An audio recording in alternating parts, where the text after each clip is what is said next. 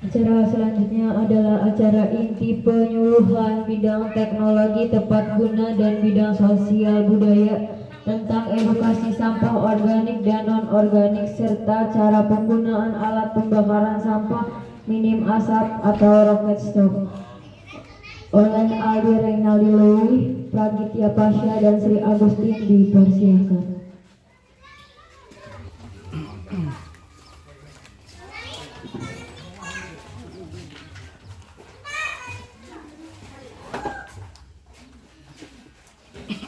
Assalamualaikum warahmatullahi wabarakatuh.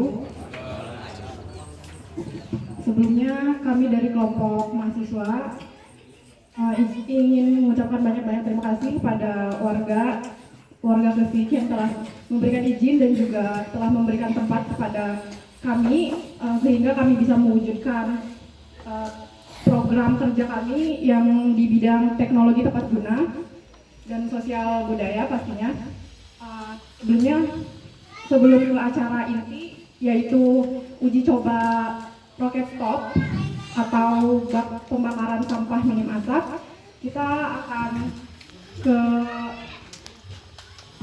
penyuluhan tentang sampah terlebih dahulu.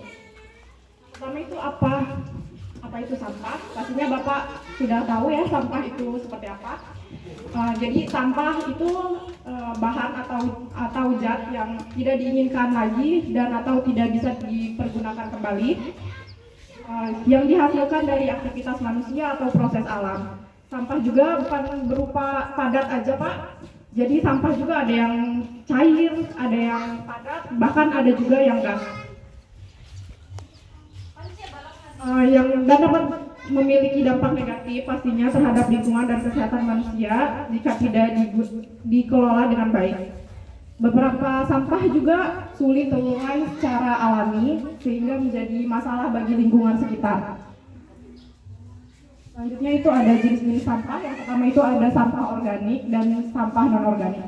Sampah organik itu sampah yang berasal dari sampah bahan-bahan alami yang dapat terurai secara alami oleh mikroorganisme seperti sisa makanan, bahan-bahan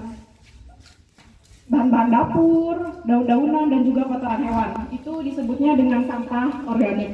Nah, sampah non-organik ini yang perlu sekali kita ekstra merawatnya, yaitu sampah yang tidak bisa terurai oleh alam atau tidak dapat terurai oleh mikroorganisme. Contohnya itu seperti plastik, kaca, logam, styrofoam.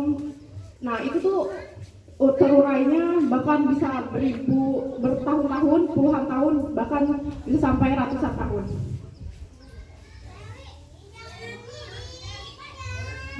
Manfaat sampah organik itu yang pertama seperti yang sudah disampaikan oleh kepala sekolah, itu bisa dijadikan pupuk organik. Sampah organik itu dapat menjadi pupuk organik yang dapat digunakan untuk pertanian dan perkebunan. Nah, di sini kan masyarakatnya rata-rata pada berkebun ya Pak, punya kebun. Nah, ya petani. Kita bisa pupuk organik itu bisa kita buat dari sampah-sampah dapur seperti daun-daunan, seperti buah-buahan yang kalau kita bisa bikinnya itu bisa digunakan kembali gitu Pak. Terus juga bisa dijadikan biogas. Sampah organik dapat digunakan untuk menghasilkan biogas yang dapat digunakan sebagai bahan bakar. Lalu bisa jadi kompos. Ini juga akan buat tanaman, kompos. Terus dan mengurangi limbah. Nah, pengolahan sampah organik yang baik itu dapat mengurangi jumlah limbah yang dibuang ke tempat pembuangan akhir. Dan manfaat sampah non-organiknya ini bisa jadi mengurangi sampah yang berserakan. Sampah organik ini bisa dijadikan uang. Kalau contoh kan banyak tuh ya aqua, botol-botol itu kan bisa kita kumpulin dan kita kasih ke pengepul, itu bisa jadi uang bapak-bapak. Dan mengurangi penggunaan bahan baku. Walau teh. Gak apa-apa dong kan, bahan ya. Dan juga daur ulang sampah non-organik dapat mengurangi penggunaan bahan baku yang baru.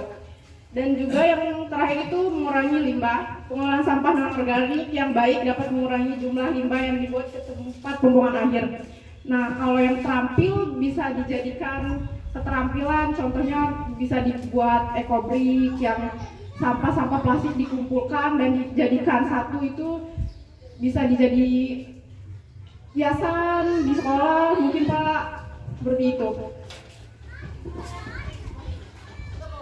Oke, Bapak-Bapak Sadayana, selanjutnya ada mengapa sampah menjadi masalah. Mungkin bukan di Kampung Gresik, di Pandeglang atau di Indonesia, bahkan di belahan dunia, di berbagai dunia, sampah ini menjadi permasalahan yang sangat penting lah Pak, permasalahannya.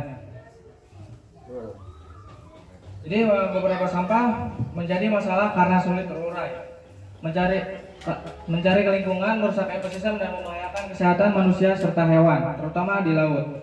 Jadi sampah ini bisa menimbulkan banyak penyakit yang menumpuk menjadi tempat berkembang biak bakteri dan virus penyebab penyakit. Nah, yang kedua itu Bapak-bapak, sampah yang menyumbat saluran air dan sungai dapat menyebabkan banjir, terutama saat musim hujan.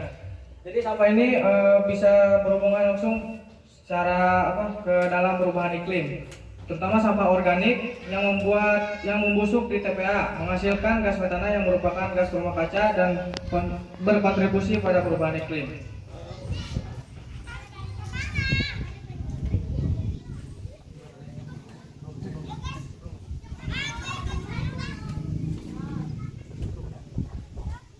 Jadi akibat adanya sampah yang menumpuk ini mungkin bisa pencemaran air. Jadi sampah mencemari air, merusak ekosistem laut, membahayakan hewan air yang bisa menelannya.